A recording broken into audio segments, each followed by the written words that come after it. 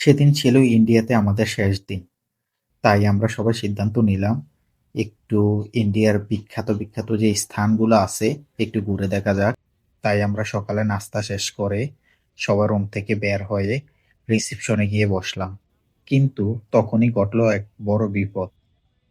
বাহিরে যাওয়ার কোনো সিস্টেমই ছিল না, কারণ বাইরে প্রচণ্ড পরিমাণে বৃষ্টি ছিল। তাই আমরা অপেক্ষা করতে শুরু করলাম, কখন বৃষ্টি কমবে, কখন বের হব। তো ঘন্টা দেড়েক বসে থাকার পর বৃষ্টি কমলো। আমরা একটা ট্যাক্সি নিয়ে সোজা চলে গেলাম ইন্ডিয়া গেট দেখার উদ্দেশ্যে।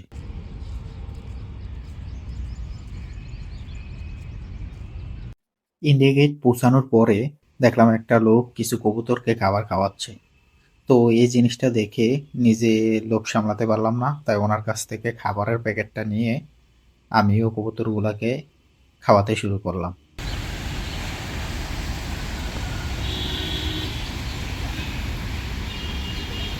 কবুতরগুলোকে খাওয়ানোর পর আমরা ভিতরের দিকে যাওয়া শুরু করলাম।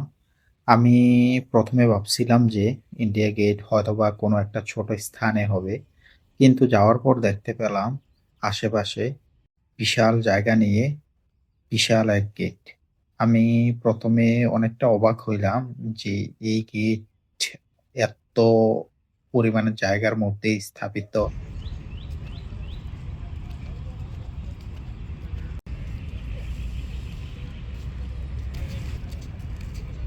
যেহেতু আমরা সকাল ১১টার দিকে ওই জায়গায় ছিলাম, সেহেতু ওই সময় তেমন মানুষ ছিল না। কিন্তু আমরা জানতে পারলাম বিকাল কিংবা সন্ধ্যার দিকে প্রচুর পরিমাণে মানুষ আসে এই ইন্ডিয়া গেট দেখার জন্য।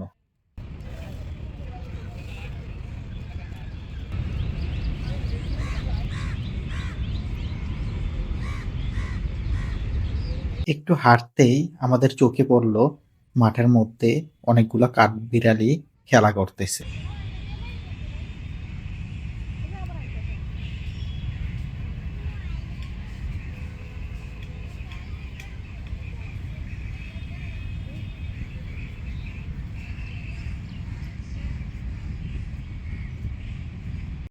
অনেকক্ষণ ঘোরাঘুরির পর আমরা যখন বের হয়ে যাব, তখন আমাদের চোখে পড়ল দেয়ালের মধ্যে এই ছবিগুলা ঝুলানো।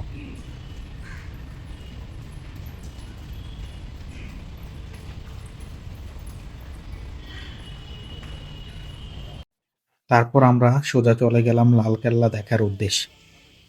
লালকেল্লা যাওয়ার পর শুনতে পেলাম লালকেল্লা বন্ধ আছে, 15ই আগস্ট একেবারে উন্মুক্ত করে দিবে।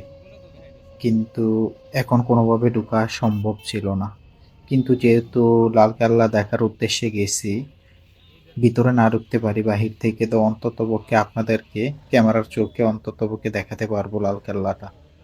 তাই বাহির থেকে কিছু ভিডিও ফুটেজ নেওয়া আপনাদের জন্য।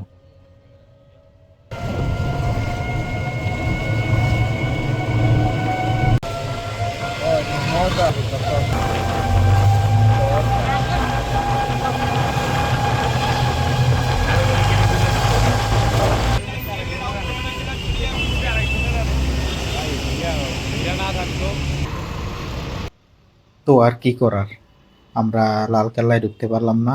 তারপর একটা সিএনজি নিয়ে আমরা সোজা চলে গেলাম হজরত নিজামুদ্দিন আউলিয়া দরগায়। হজরত নিজামুদ্দিন আউলিয়া দরগা পৌঁছানোর পর আমরা যে খুব সহজে দরগা পৌঁছে গেলাম তা না।